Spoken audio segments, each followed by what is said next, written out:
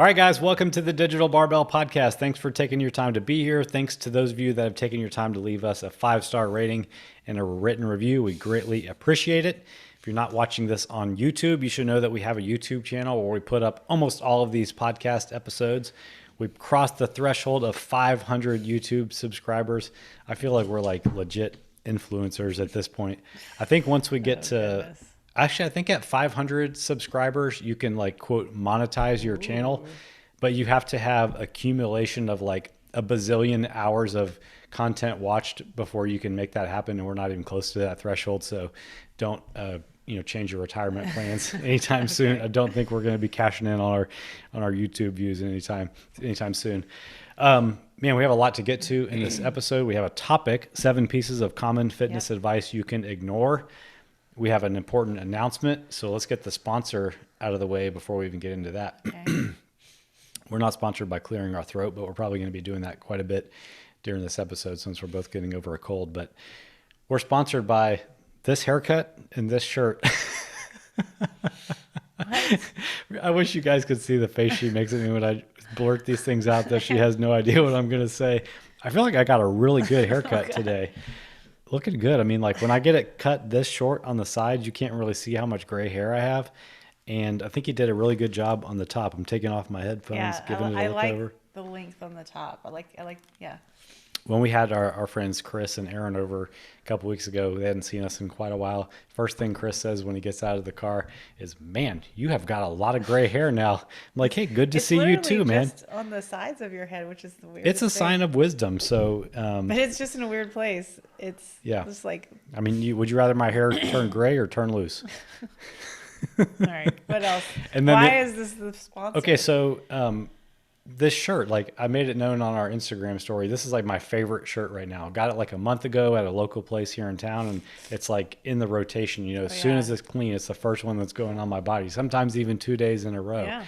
And then today, we're at the coffee shop, and I look down. I'm like, "Hey, I looked at your shirt and I was like, your shirt is peeling. And then I looked at the back, and the back is about to. This shirt is done. It's like dying a very quick death. I mean, just to rip this off, and it's just going to be a black shirt. Yeah, and it was made in town by a company here that does screen printing, and they did this really cool design on the back.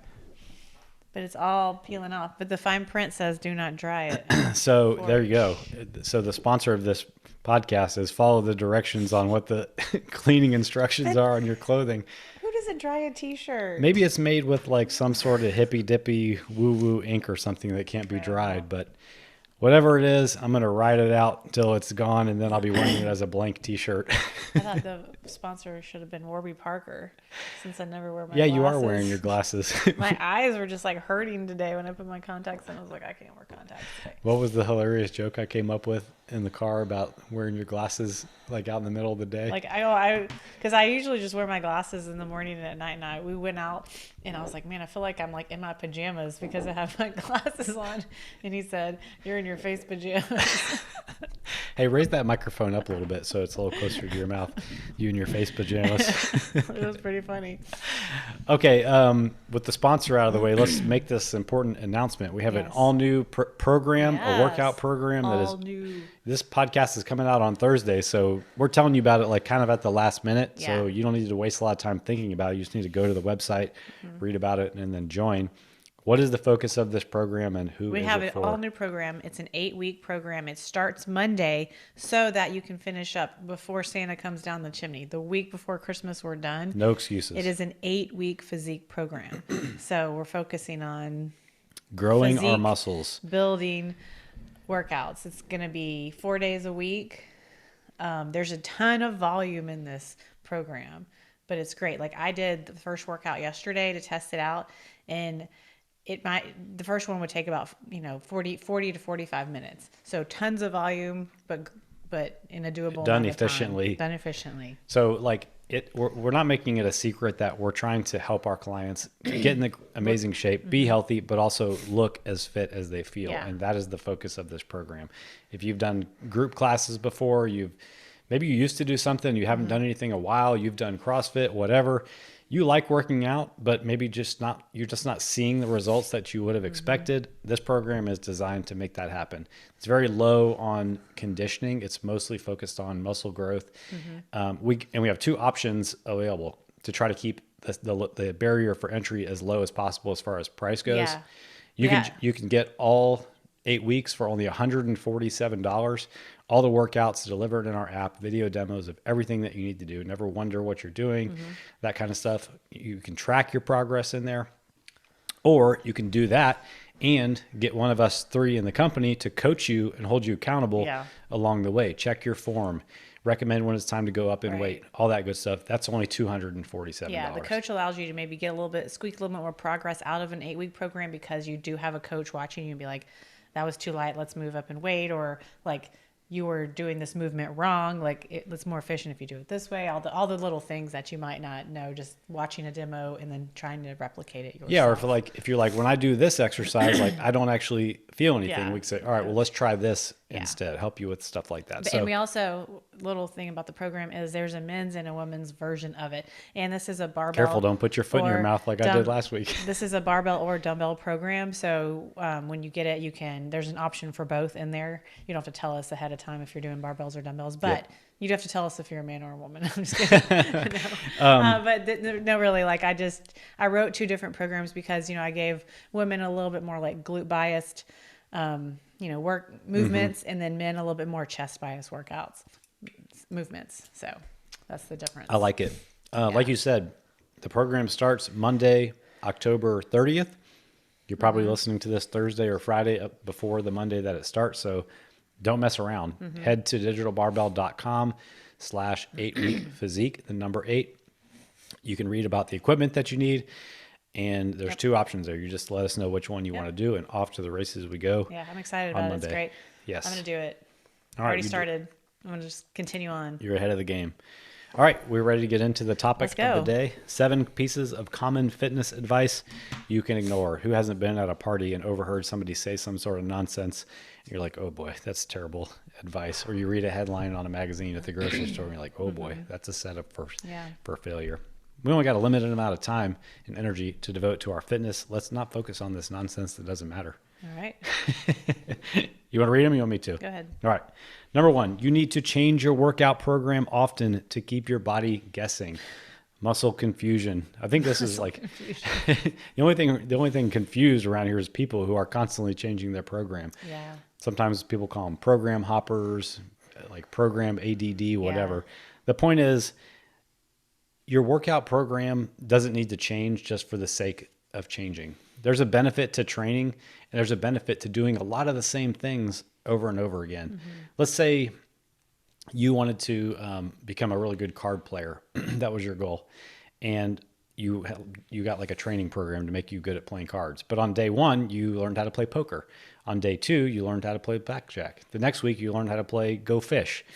The next week, you played Skip-Bo. Like, you're going to do all these different things that involve cards, but you're never going to get good at any one thing because you're constantly changing the thing. So the same thing goes with your training and exercise. There's not only like the strength adaptations to training that, make you get stronger and better over time, but there's a neurological component to doing certain things over and over again that makes you better at the skill of actually doing it. Like the first time that you barbell back squat, you're not going to be that good at it. But the second time you do it, you're going to be a little bit better. Yeah. And the third time, you're going to be a little bit better. And then your technique will no longer limit how good you can get at the thing and how strong you can get at the thing, because the skill is built through repetition. Now that the skill is built, you can progressively overload by continuing doing the exercise with good form, but now gradually increase the number of reps that you can do, the amount of weight that you can do. And that only happens if you can stay consistent with a similar program over a length of time. Going to a group class where literally the program is completely different every single day might get your heart rate up, might make you tired, might help you burn some calories, but it's not going to help you make changes to your physique and get stronger, because there's just not enough repetition of a certain core exercises. And that doesn't mean that when you work with us that like you're going to do the exact same thing every day. There's going to be a a progression done on purpose of different exercises. So let's say in this physique program, like I'm not going to give you specific examples of it, but one week maybe you're doing a dumbbell row. Now you might not do the dumbbell row every single week. You might do a dumbbell pullover the next week, for example, but you're using the same muscle group, and you are going to come back to doing that dumbbell row sooner than later. It's not like you're never going to see it again. Well, and one of the most common things when clients come to us and they've done workout programs or whatever and they haven't seen results is because they were just kind of like, here's my weight. Like I have my 15-pound dumbbells and I've tried all of these programs. And that's one of the biggest issues is like, it wasn't the program. It wasn't the programs or you needing to change programs all the time. It was like that you've actually never changed your weight. Yeah, that's a great point. Yeah. Like people might be like, all right, this summer I want to like work on my booty. So I'm going to do a booty program.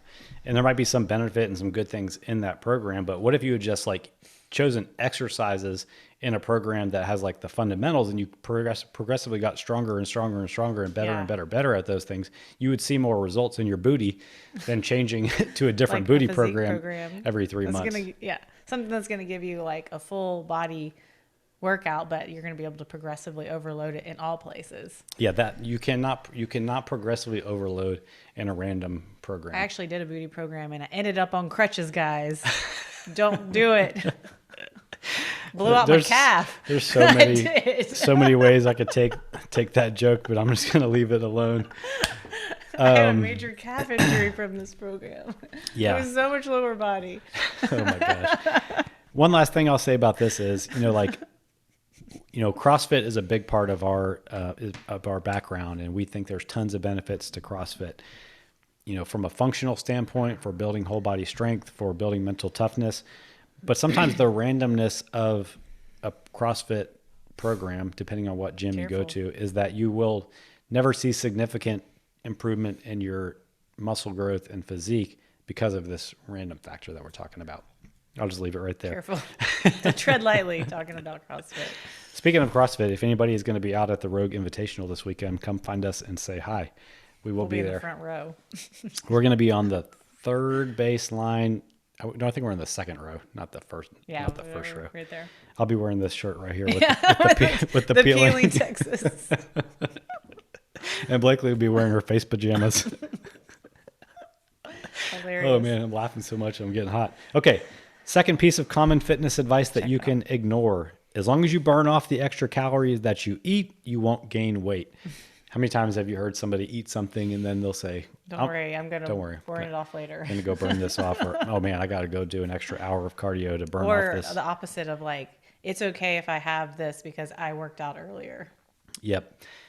There's a lot of things wrong with this advice. So let's kind of dig into the main things. Number one, this is the perfect storm to develop an unhealthy relationship between exercise and nutrition. Mm-hmm. You can't get into this mindset of either restricting because you didn't exercise or over exercising because you feel like you ate too much. You're going to end up with this like super convoluted mindset that is going to not only like not lead to any positive results, but it's going to make you feel terrible mentally too. You're probably going to end up beating yourself up a lot and wasting a lot of time and mental energy.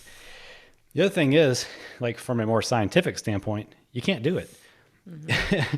I'm thinking about like clients that we've helped lose 30, 40, 50 pounds over the course of 6 months or a year.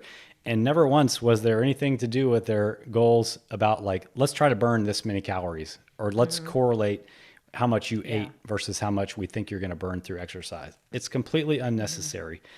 You don't know how many calories you burn per day. You can use an online calculator to estimate your total daily energy expenditure, and that will get you in the ballpark.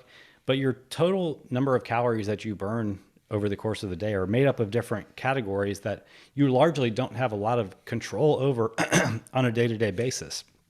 And especially when we're talking about the very small segment of your calorie burn that happens through exercise. You might have one of these fancy watches that track your calorie burn throughout the day. But do you really think that this thing that is using a green light to measure your heart rate every so often is giving you an accurate representation of how many calories of energy your body is burning per day? I don't think so. I mean, studies have proven these things can be off by as much as 25 to 50%. Right. That's ridiculous. Honestly, I wouldn't even want it to be true, because if you, like, our treadmill over here, like, tells you how many calories you've burned Right. when you're walking on it, and you might walk on it and for a long time, and then it's like 10. You're like, what?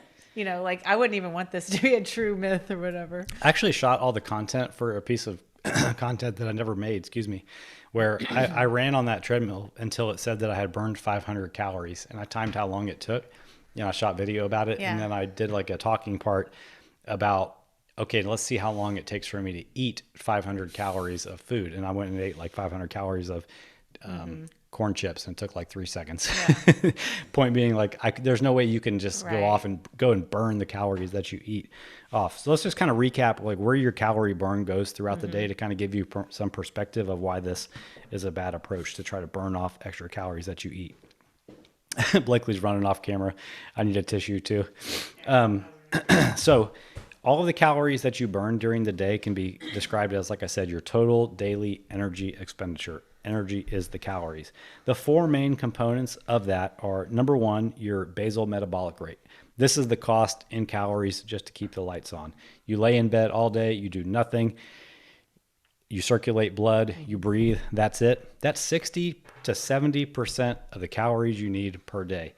If you want to have an impact on how many calories you burn per day, you can fix this. You can increase this by being a muscular person.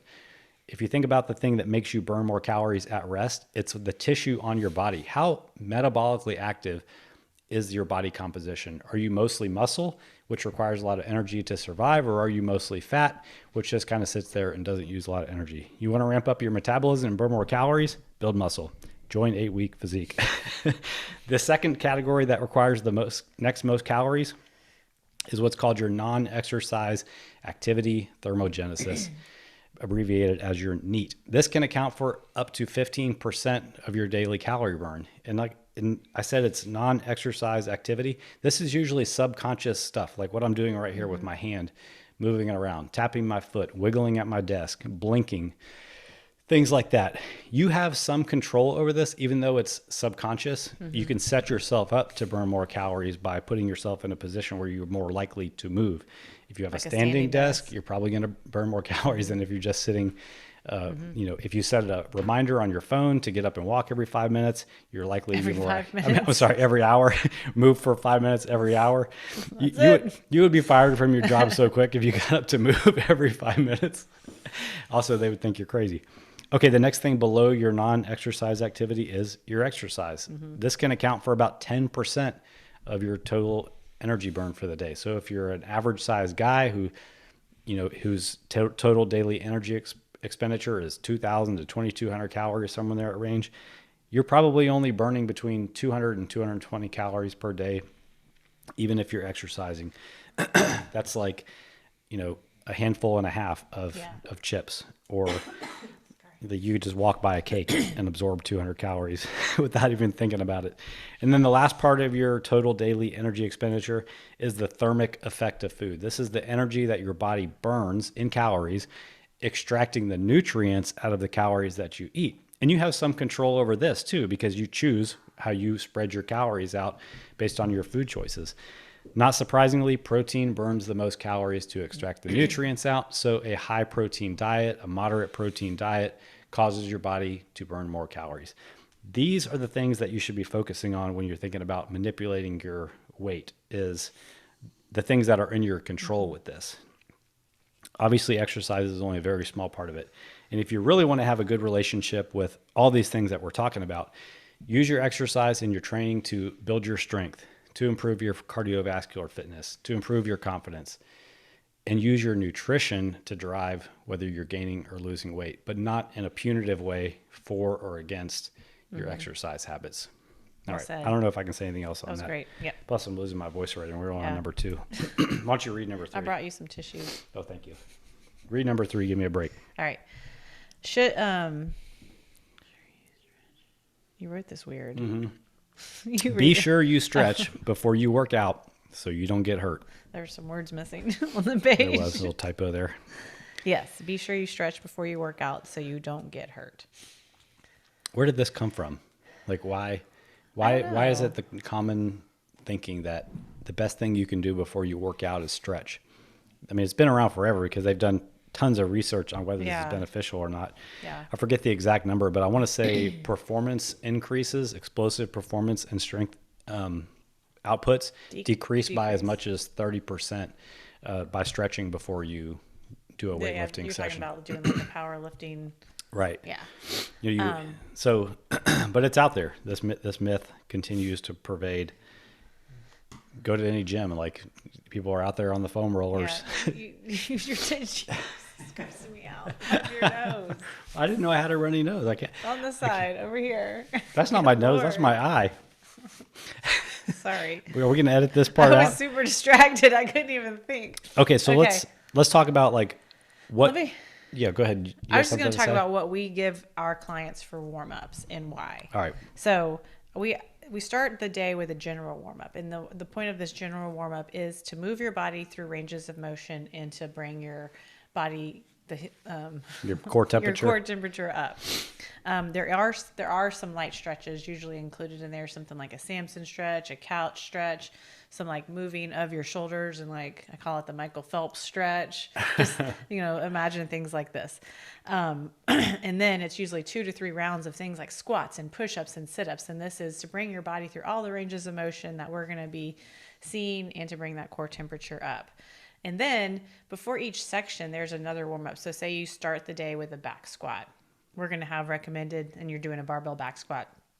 We have a recommended that you do some reps with just the empty barbell, and then you progress with adding weight and lowering reps until you get to your working set. So you might have done 6 sets of decreasing reps from like 5 all the way down to 2 reps before you even start your working set, which are like maybe say you're doing like a 3x5, so 3 sets of 5 reps. Before you even started those working sets, you've probably done anywhere, depending on your weight, 3 to 6 sets of squats to get warm. Yeah, that is what decreases your risk for injury. Yeah. Is by having a general warm up that, like you said, brings your core temperature up, increases the synovial fluid in your joints. If you want to get really technical, warms up your connective tissue, warms up the muscle bellies.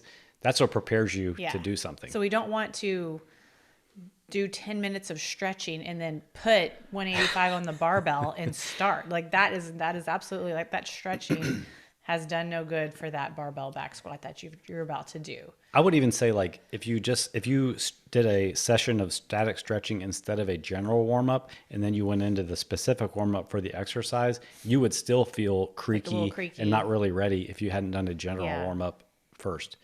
I mean, at my gym, I had a little bit more control over what the space the people, obviously control over what the space the people were using. So we did even longer warm-ups there, usually involving like a 400-meter run. We'd get out jump ropes. We'd do like line drills across the room. And these were really warm-ups to truly bring that body temperature up and move your body.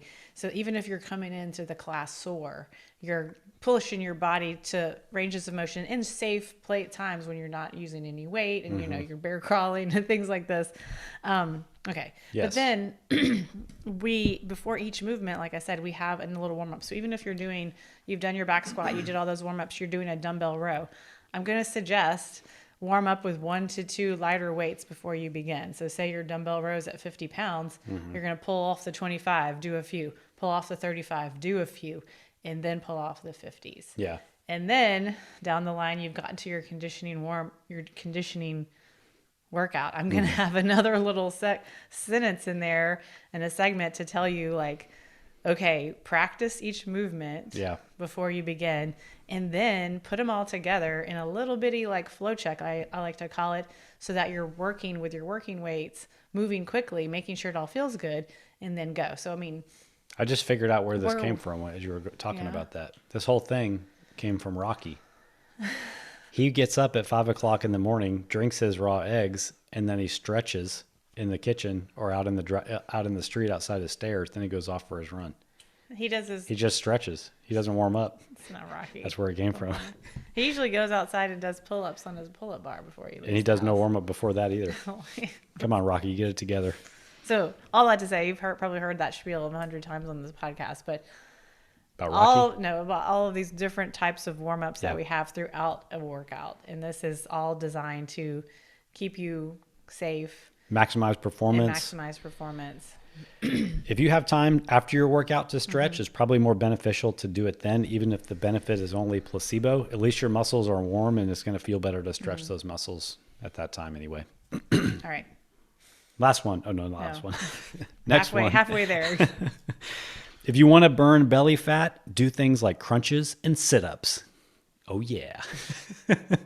You're going to want to spot reduce that belly fat by isolating the abs and really working the crunches. Or you're going to want to buy this thing that you've seen on TV where you actually, you had one when we were dating. Your parents had that machine, the ab blaster. Or I don't know. It was like some setup machine where you like laid in it and it had a head pad. Yeah. You crunched. It's basically, you need a machine to do a crunch now. It was like it pulled you forward. I don't know. I can't remember what the deal with that was. Was it Suzanne Summers thing? Yeah, I don't know. I think it was. You definitely got it off an infomercial though. But doing ab work, well, this is if you want to burn belly fat, do things like crunches and sit-ups. What does doing core work do? I think core work is great. Yes. I think what? The abs are just a muscle like anything else. The core work is great to strengthen your core. You're going to eventually make those ab muscles stronger. You're going to make them potentially grow. But in order to actually see the abs, you're not going to target them by doing excessive sit-ups. You're going to have to drop body fat in order to see the abs. Yeah, but don't you drop body fat by like working the muscle that's under the fat? No, I mean that's the theory behind this whole like spot reducing. Like I want to see more tricep definition, so I need to like reduce the fat in my tricep by people like doing want a to bunch say like of I don't tricep want my extensions. arms to wiggle, so I want to spot reduce in that area Yeah. or whatever. All right, so we have a YouTube video about this. If I remember, I'll put the link in the description of this episode. But you cannot choose where the body fat comes off of your body. This is here. Just kidding. If I could, my chin would be gone tomorrow. And also my love handles.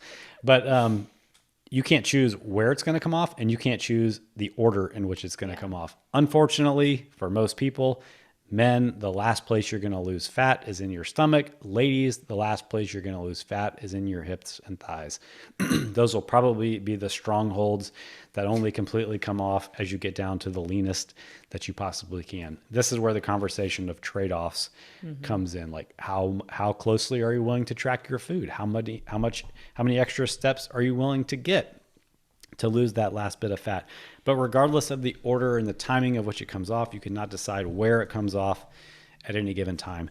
The only thing that causes your body to lose body fat, the only thing, is a restriction of calories that causes your body to use your existing fat for energy. And how do you do that? You eat less calories than you are now. I didn't even say you eat less calories than you burn, because that's not even something you need to fixate on. You're already eating X number of calories per day right now that's keeping you at the weight and the body fat percentage that you are now. If you want to lose body fat, you need to eat less than you are now. And your body will make up for that energy demand by attacking your fat and making you see your abs eventually. Now, you know, let's talk about back to the trade-off thing. What's going to happen if you can burn your belly fat off and see your abs? Probably not a whole lot. 99% of the time we walk around with our clothes on and nobody is going to see whether you have visible abs or not. So think about that when you think about devoting 10, 15 extra minutes to doing more crunches to burn body fat. First of all, it doesn't work. Second of all, it's probably not worth it. Most people can be perfectly happy at a body fat and healthy at a body fat that's slightly higher than above where you will see your abs, and you can still enjoy life without like huge sacrifices. But where I do see core strength coming into play is making sure that you are safe to handle weights. Like if someone comes to me and they're like, I want to, they want to start with barbells, but they really don't have a developed core strength, I'm going to pull them off of like using heavy weights on the barbells until we've developed a good core strength. Yeah. Women coming back from having children, same thing, like your core is just gone at that point. We're not going to jump into using barbells or using heavy weights right after a pregnancy because of this reason. So it's super important. I mean, I rehabbed my back through just core work. Yeah. So it's super important piece here. And it's more for like protection of the body so that you can, be strong enough to hold weights, no matter what the situation is, not to see your abs or Yeah. target that belly fat. Yeah. You area. should have strong abs regardless of whether you're trying to target belly fat or not. All right. The fifth one. After 30, you should stop lifting heavy. Yeah. I mean, after 30, you should never back squat more than your body weight. Have you should heard never this before? I have heard this from professionals that have letters after their name. Yeah. Degrees of all kinds. We have many clients who would definitely disagree with this one, which I think is awesome. Yeah. Let's define some terms here too, though, just to give it some context. First of all, why is 30 old? Because I'm assuming that's the common idea here. After 30, you're old. Stop lifting. Put that thing on cruise control and just take her easy. Second of all, what is lifting heavy? Yeah. I love I think it was actually, I don't remember which podcast it was, but we talked about, this idea of bringing intensity to your workouts. And we talked about framing it in the idea of effort instead of intensity. Lifting heavy just means that you are applying a lot of effort to a workout that involves resistance, like holding a weight. That is heavy lifting. Now, if you're going to cause that level of effort that we're talking about, which is a hard effort, you can't do that with like a dumbbell that weighs as much as this mechanical pencil. We need to get a weight that's actually challenging before your muscle just burns out from doing 1,000 reps. So that's what defines lifting heavy to us. And I think that's the dangerous thing about just over like statements like this, that even somebody might just give you like, oh, you go in to see a doctor for some reason and they're like, you shouldn't be lifting heavy anymore. And they don't like define what that actually means. Like, and they've never done it. Is heavy for you like putting 2 20-pound dumbbells on your back, or is heavy for you putting 200 pounds on your back? You know what I mean? Like they don't define what that means. So it's just kind of like, you take it as like, I should stop anything. Oh yeah, I'm sure many people have completely stopped. That's sad, yeah. And like, they call it the nocebo effect. Like, placebo is when you get a desired effect out of like something that wasn't really anything. And if somebody tells you like, oh, you shouldn't do that because you're going to get hurt, they've essentially like reversed the placebo effect and told you, don't do it because you're going to get hurt. And I think that's doing people a huge disservice, especially people who really need the benefits of lifting heavy as they get older. Yeah. Like if you want to fight off sarcopenia and dependence on others, you better go into your elder years with a little bit of muscle mass in reserve so that you do have the functional strength to be able to do the things in your everyday life. And you're probably only going to get that by, quote, lifting heavy. And the great thing about lifting heavy is it is relative to your current ability. Somebody who's been doing CrossFit since they were 16 years old and now they're 30, lifting heavy means something completely different to them than somebody who's starting working out at age 30. We're all going to end up at the same place, but there's an amount of like relativity to this that is really nuanced and matters. That's why this kind of blanket advice to, stop lifting heavy after a certain age is so harmful to populations. Right. Yeah. I mean, it makes me think about when one of our clients, like who broke her leg, never stopped lifting heavy. First of all, never stopped lifting on the upper body when she broke a leg last year, and then going back to her doctor was like, well, maybe you just shouldn't squat anymore. Like what? Like, you're 70 years old and you're gonna tell me like I can't squat anymore? How am I gonna get down to a chair? How am I gonna get off the toilet? Like things like that. And she's like, I'm not gonna squat. We're gonna reduce some weight off of this. We're gonna make sure I can squat safely and then build back up. But it's not gonna be like, you shouldn't do this blanket thing and never do this again. Like maybe the advice that's would actually be accurate is after 30 or at any other age, you should not lift heavy with improper form and without the guidance of somebody who knows what the heck they're doing. Exactly. With that caveat out of the way, like you can lift heavy into your 60s and 70s and 80s. I mean, when I used to work at Rice, I would go into the gym and, there's a bunch of college students and they're under 30 years old. And like some of them shouldn't have been lifting heavy because of the form. Yeah, exactly. We'd be like, oh my gosh, stop doing do not lift heavy. Now. Do not lift heavy. But, we have clients in our 70 that are taking advantage of the benefits of, quote, lifting heavy because lifting heavy is relative to you. It's about what you can do at an effort level that causes you to stay strong. Yeah. Boom. Yeah. Drop the mic. Right. All right. Next one. If you're sore, you got a good workout. This is like Mythbusters. True or false? Here's today's workout. I want you to go do walking lunges for 400 meters and check back in with me tomorrow and the next day. I can't walk tomorrow. All right. You're incredibly sore. Let's talk about how good of a workout that was. How much stronger are your legs? besides, building up probably some good connective tissue strength from doing that many lunges, that was a terrible workout overall. If our goal is to build your strength, keep you functional, that kind of stuff. There's certain exercises that are known for making you really, really sore because of the nature of the exercise. If you don't already know this, like exercises that have like a loaded eccentric part of the movement are what really cause you to get sore. That's like the negative of a movement. And that is why like a walking lunge will make you extremely sore, because you're slowly lowering your body down to touch your knee to the ground. Or if you were to over and over and over. If you were to jump up and pull your chin over a pull-up bar, then slowly lower yourself down. Do that 10 times and do like 5 sets. You're going to be incredibly sore the next day because you spent so much time in that loaded negative eccentric portion. That's what really breaks down your muscle fibers. It makes you super sore. Yes, breaking down your muscle fibers is part of the process that makes you stronger, but when you overemphasize it and just make yourself really, really sore, it has nothing to do with whether you actually got a good workout or not. Also, like, let's go back to another thing that makes you sore. You're doing something new. If you're a program hopper, or you're doing something different every day, or you're just going on YouTube and like Googling and searching like, high intensity workout to melt my belly fat. Just bring it full circle. You might be doing a bunch of exercises you've never done before. Out of control right now. I'm drinking an energy drink if you can't tell. I can Also, tell. it's like 3:30 in the afternoon, so gonna be a late night. You do all these novel exercises to you, add that to the list of things that makes you sore. Just doing it something new. Okay, So let's spin it. Let's talk about the times that we're sore. We work out regularly. Let's talk about the times I'm actually that we're sore. Right, I'm actually sore But today. in the level of soreness that we're talking about, like I'm a little bit sore. I started the PHYSIQUE program. Maybe there's a little bit more volume than I was doing, or some movements that I haven't done in a few weeks or a month or something like that. So I'm just like I'm like a tad sore. I can just like as I move my arms around and things like that, I can just feel soreness. I'm not like to the point where I can't move sore. Right. I definitely, have been in that place. And like, sometimes like if we have gone, like say we've gone camping for like a couple of weeks and we only had access to dumbbells and we come back and we use the barbell again, I am incredibly sore after that. It's because we had like this big shift in the stimulus.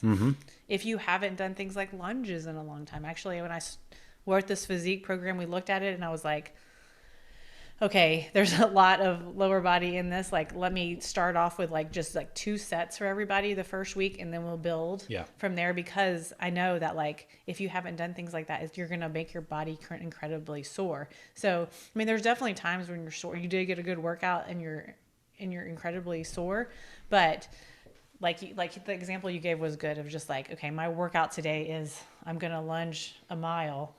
It probably wasn't a great workout overall for like maybe just general strength and health and just a GPP kind of person, but you're going to be incredibly sore from that. Like if you did the same amount of time, but you've done did some lunges, some push-ups, some sit-ups, some rows, some flies, things like that, you're not going to be as sore, but you probably got a better all-around workout. And some I think working at the effort level that we recommend our clients work at and that we work out does cause some soreness. Hard fact. But it's not an indication that the workout was good. It's a byproduct of having an effective workout. It's not a measure of like if I'm not there's so plenty of workouts sore, that we don't get sore, but it was still a killer effective workout. I still to this. I mean, like literally, I'm like, oh, I'm pretty sore today. That was good. But, It is tempting. It is. It's like you kind of want to feel like I did all this work. I kind of want to feel like I did, but you don't. I don't like that feeling where like I have done something and I can't move. It's hard to go up a step. It's hard to sit down on the toilet. I don't like that kind of soreness. I would say if you are constantly sore, that's a sign of a really bad workout program. If you're never sore, that's a good indication that either your program stinks or you're not working hard enough. If you're occasionally sore in different places on your body, that's probably a better combination of an effective program and an effective effort level that you're bringing to it. Or if you're always sore, you could also not have your nutrition or hydration dialed Oh, that's a in great point. Yeah. completely. Yeah. It could be if you're sore, you didn't get a good workout, just that you're not eating enough protein or calories. Yeah, or drinking enough water. All right, last one finally. You need to eat a lot of small meals to boost your metabolism. Yeah, you got to keep that fire stoked. Right. You got to keep it burning so you can burn your belly fat. Stop. Actually, I mean, I believed this at some point in time, and I still hear people say it all the time. Sometimes we'll be hanging out with family and stuff, and they like see how much we eat and the fact that we get hungry a lot because we burn a lot of calories. And I think they think that we're eating often because we're trying to keep our metabolism. The small meal, eat 8 small meals or whatever. Right. You want to have 1,200 calorie meals every day. 1,200 calorie meals. That would be a lot, not very many calories. Snack packs. But yeah, the benefit to, I'm not even want to say small meals because I don't even think eating a lot of small meals makes any sense at all. But, the benefit to eating consistently across the day is that you have more sustained energy across the day, assuming that you have a decent distribution of protein, carbs, and fat across those meals. But if you think back to the stuff we were talking about earlier about your total daily energy expenditure, nothing in that breakdown of how all of your calories are burned throughout the day had anything to do with when you eat them. It's still the net across how many calories you eat across the day, the week, and the month, if we really want to be more accurate. Zooming in on these little details like this is really unnecessary and has no overall impact to your results, your health, anything like that. And it doesn't speed up your metabolism. If you're only thinking about it like, well, if I eat more often, I'll be burning calories more often. I mean, I can kind of see where you're coming from on that, but that's just not how it works. Like your body's going to meet its energy demands throughout the day based on how much circulating glucose you have in your blood at any given moment and tapping into your body fat throughout the day to meet the demands of energy when you aren't fed also. You're going to be fine either way. None of it has an overall impact on your metabolism and therefore your overall results. You look like you're about to say something. I just was going to put something out for public record, but it's after this one. I think we're done with this one. My voice is about done, so we don't have to wax on this one anymore. This is speaking of your voice is being done. I'm going to put it on public record. How long have we been married? 21 years? 21 years and change. I've never brought a cold into our house. I've always only been sick because he's first gotten sick. She also has a really selective memory. I'm just putting it out there. We both made it through ACL without getting sick. I had a dentist appointment last Tuesday. I noticed that, of course, the dentist had a mask on and the assistant had a mask on. I noticed the dentist was sniffing when he was drilling into my face. His face is right there on your face. And then he sneezed in my mouth. No, he did not. Stop. And I said, well, that can't be right. You were, yeah. So anyway, like Wednesday afternoon, I started having a sore throat. But public record, I've never once been sick first. You heard it here first, guys. Whether it's true or not, we'll never know. But so, I keep accurate logs. You only make it through 21 years of marriage sometimes by just, Here we whatever. Just leaving it alone. Yeah. All right. On that note. All right. R.I.P. shirt. So therefore, because of this whole cold that we've been passing around between the two of us, we did not have a business podcast this week, but we're going to bring it back next week, and we're going to be talking about social media. So if you were looking for it this week and you missed it, stay tuned next week. We'll have 2 episodes, one of which will be the business. And last but not least, join 8-Week Physique. You listen to all this stuff. Why not jump in and actually work with this company that you've been listening to their podcast, reading their amazing emails, following on the socials? Come work with us. Come see the kind of results that you can get in just 8 short weeks. You might be impressed. We think you will be. So head to digitalbarbell.com/8, the number, week physique, sign up, and we're going to get started on Monday. All right. You guys have a good day.